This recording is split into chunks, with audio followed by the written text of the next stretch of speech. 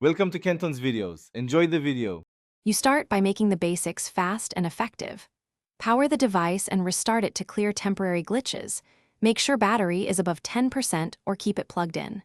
Remove any case and a screen protector, then wipe the glass with a microfiber cloth and 70% isopropyl alcohol to remove oils. This matters because residue blocks capacitive touch. Inspect edges for debris, dents, or liquid. If you see anything, gently clear it so the next steps act on a clean surface. Once done with surface prep, move into diagnostics to learn why the screen fails.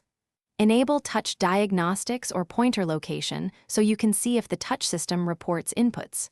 If a system setting causes the issue, boot into safe mode. If hardware is suspect, boot factory diagnostic mode to test the panel directly. For hardware repair, power off and open the frame. Then reseat and gently tighten the display connectors. This often restores connection when a loose ribbon or connector caused intermittent touch failures. Finish by replacing faulty parts when diagnostics prove the digitizer dead. Order the exact screen assembly and follow a guided replacement because the assembly alignment affects touch calibration. Reassemble slowly, test touch before final adhesive cures, and use ESD grounding. Static can damage sensors.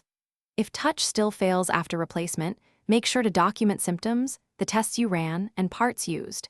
Then consult an authorized service center. One key troubleshooting tip. If intermittent